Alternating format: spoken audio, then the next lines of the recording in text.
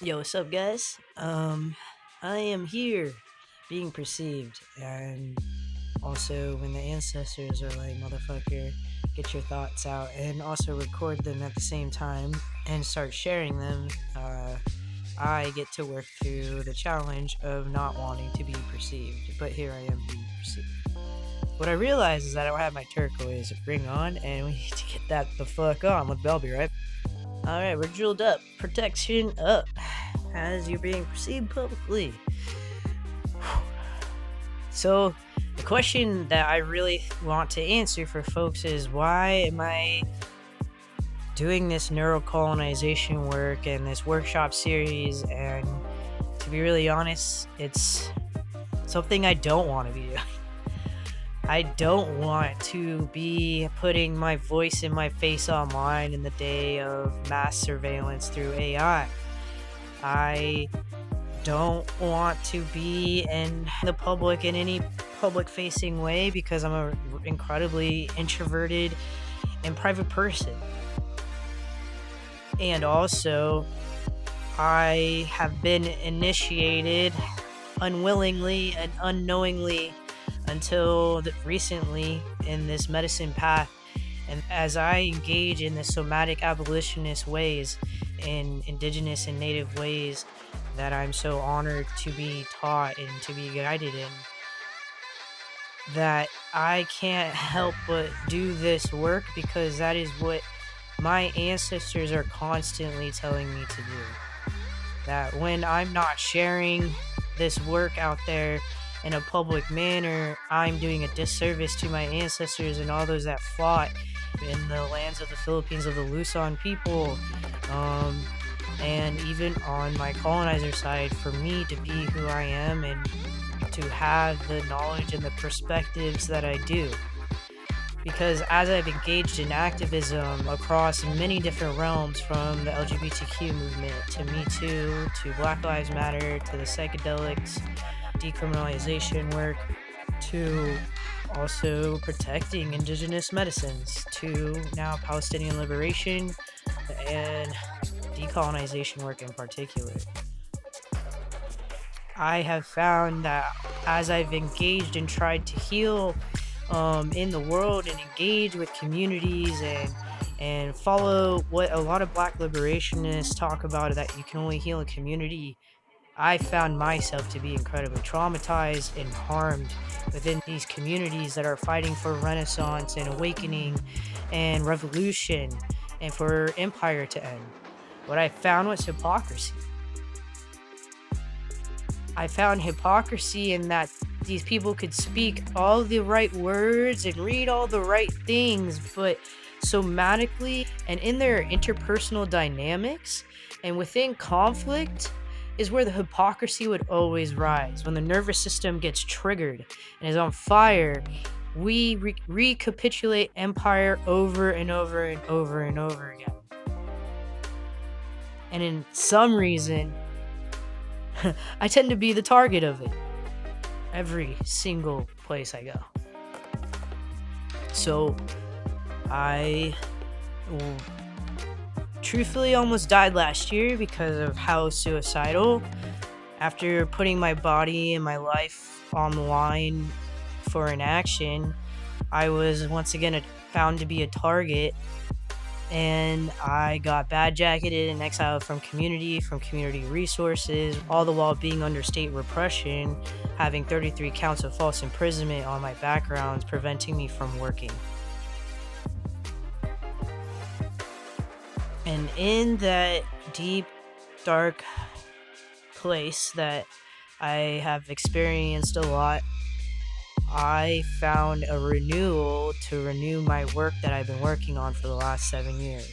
I renewed my vows and my devotion to my medicine path because I didn't have community. Community abandoned me, but I always have been held by the earth. I've always been held by my ancestors, and I've always been held by my indigenous siblings and relatives.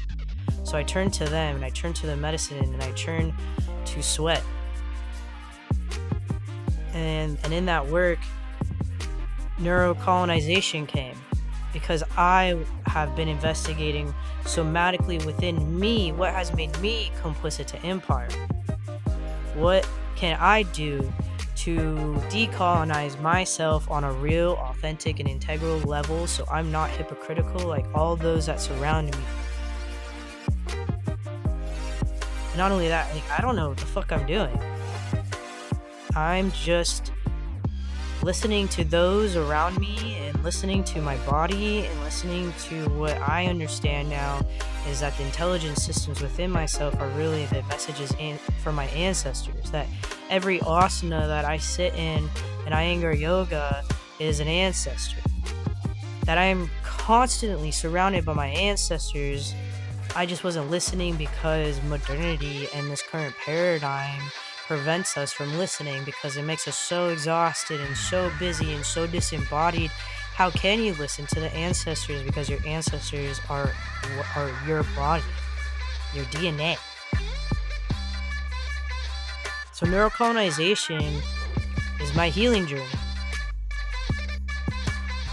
It's what I've and my ancestors have put me through to bring me to who I am in this moment right here. Not what people have projected me to be, not those that have villainized me to be something that I'm not those that projected their traumas on me. Me, right now, Ethos, who has healed and is continuing to heal on a radical level in which liberation is my goal. I'm no longer wanting to be an activist. I'm here to be a liberationist. And I'm calling in all those that also really want to heal authentically. And it's fucking not easy. It's hard. You lose so many people, so many things, so many parts of you along the way that you identified with for so long. Just recently, I sat in a combo in Buffalo, and as I sat in my second ceremony of combo, I was so scared. I was like, why am I so scared? And I was like, oh, we're really neuro-decolonizing. This is it. I had to experience everything in the last 19 months and absorb it in my body and metabolize it and chew on it. And then through indigenous medicines and practices that I am so honored to be gifted and to know exist and have access to, that we can neuro-decolonize while also engaging in meditation practices and yoga. And now I'm integrating more fitness and movement. And that's all neuro-decolonization is, returning to a metabolic way so that we can actually live in a liberatory state that is more in sync to the rhythms of the earth, which is more in sync to the rhythms, our natural rhythms that have been manipulated by neurocolonization. And the thing is that neurocolonization doesn't discriminate. Just like white supremacy doesn't, which is a symptom, it's a part of the operating system of neurocolonization. And that means that regardless of your skin color, your gender expression, your sexuality, anything that puts you outside of the norm of empire, we all have to do this work and make it a daily practice in our lives so that we may reduce the harm that we express in our own through our own bodies, that we may no longer be cogs in the machine, as Mario Savio said. And it takes somatic abolitionist work to the deepest level. So neurocolonization and this map, this somatic blueprint of a metabolic possibility of liberation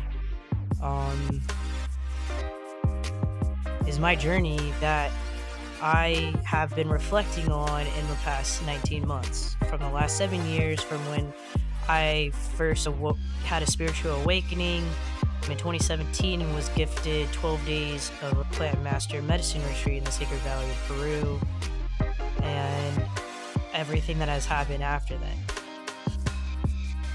And when I share this work, I sincerely share it not as a means of capitalism, but as an exchange with others, while also instilling and knowing the worth that my ancestors have passed down and have essentially burned me to ash over and over and over and over and over and over again for me to be here in this way, sitting in my worth and my value, and risking a lot, sharing something that could actually make a huge impact in our world if people engage in it with honesty and authenticity and with devotion. Neurocolonization 101 is different than what most folks are putting out there. It looks at all the yuck in their shit and the densities that have created worlds of oppression and operating systems of oppression, and it asks the question of how do we actually somatically and through a decolonized epigenetic way change our DNA. Because as we know through the post-slave syndrome work that has been done, is that oppression and trauma is passed through our DNA within, and what Resmaa Menakem talks about, intergenerational trauma, ancestral trauma, that becomes cultural trauma, which becomes personal trauma, which then becomes our characters. Which means that something is happening where it's actually imprinting and affecting the way that we're relating, not only to others, but to ourselves. And the fact is actually in this current paradigm in neurocolonization, we aren't relating to self and we aren't relating to others. We're just recapitulating trauma and empire and causing harm everywhere we go and leaving mess and destruction and waste everywhere. And it's not our fault. That's the thing, is that it's not quite our fault but it's also our responsibility to shift and to take ownership of what our ancestors have done to this world and make a better one, and to fulfill the indigenous prophecies of the 7 generations. And as Asantha Shakur says, is that we must maintain hope in the children, and that if we're not willing to have children in this lifetime, that we show up as a village of liberation for the children that are being birthed in this lifetime, so that we may usher in a world in which we all belong. And I think something that is a fallacy and illusion that prevents people from engaging in their spiritual revolution towards liberation, which is healing, is that you have to be rich to do it. Well, nothing that I really have on or engage in, none of the plant medicines, only a few that I paid for out of pocket, but most of it was gifted. My first experience with ayahuasca in Peru was completely gifted. And that's when you know the plant medicines are actually calling you and you're not extracting from them. This whole ecotourism around spirituality and the spiritual materialism of it is robbing the sacredness of it and leaving open portals everywhere. And so I shared this as someone who has lived below the poverty line for most of their adulthood, that engaging in spiritual revolution to the point where you're healing for liberation is for everybody. No matter what your socioeconomic status is, no matter where you're at in life, no matter what your skin color, what neighborhood you come from, what country you live in, all of that exists to create separation, when in reality, when we get past all the identity politics that has compartmentalized us as human beings, that we really have the same issue of neurocolonization disrupting our natural rhythms and the symphony that makes us a multiverse of an expression of an individuation of consciousness. And I'm really excited to share a real pathway, and I don't say that lightly, and I say that with humility and deep humbleness, but also owning it. You know, when I sat in Buffalo a week ago, this map, a somatic blueprint for metabolic liberation, as like, you know, you became one. And that toroidal geometric experience happens for me. I experience my medicine journey in sacred geometry. I literally saw this map and I felt it in my nervous system. And I felt it as we went through the whole operating system and into neurodecolonization. I literally somatically felt neurocolonization exit. that virus. So I'm inviting those that are willing to be fearless enough to feel again, to join me.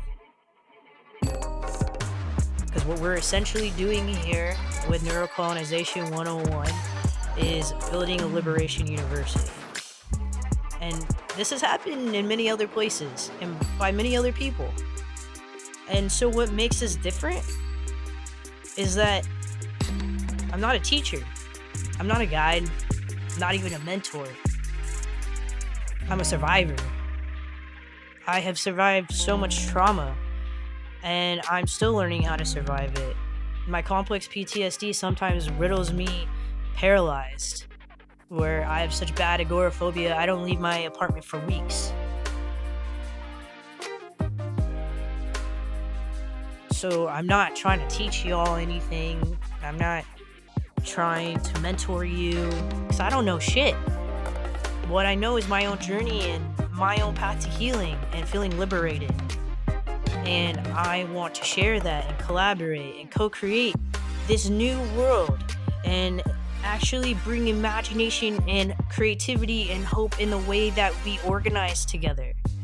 Because in activism, that hope is so gone. It's nihilistic. Like, what are we doing? But when I sit in our workshops and we somatically feel and process and metabolize together, or when we were at Right to Exist Festival last year and we were dancing and moving together with indigenous folks and dialoguing together, that felt like real liberation. And that's what we're offering here. We're offering a conversation, a space to somatically experience and to metabolize together, to chew on the grief of watching the genocide of Palestinians that continue to go on to this day, and of the Sudanese, of the Congolese, and so many other genocides happening right now. And also for those of us in the States experiencing the rise of the Fourth Reich and are fighting it head on. We deserve spaces like this to process and to somatically metabolize what is happening to us right now. And not only that, you know, Simone de Beauvoir and Jean-Paul Sartre, when they created existentialism in post-World War II, there was no philosophies or like economic theories or whatever that could explain what they were experiencing, and we're in that exact same moment right now. So this is my invitation for you to come collaborate with us, to co-create this new world and to not give in to nihilistic activists and influencers who are just shoving hate and fear down your throat. This is a space for us to find hope and have a decolonial imagination by confronting empire head on, and how we are also complicit in empire and metabolizing it as a community. So join us. Comment Resonate down below, and I'll shoot you some information on the workshop series. And if you want to talk some more about that, we also are getting ready to launch something I call the Field Takes. And I'll give you more information on that once this is launched, which I'm hoping by the end of this week.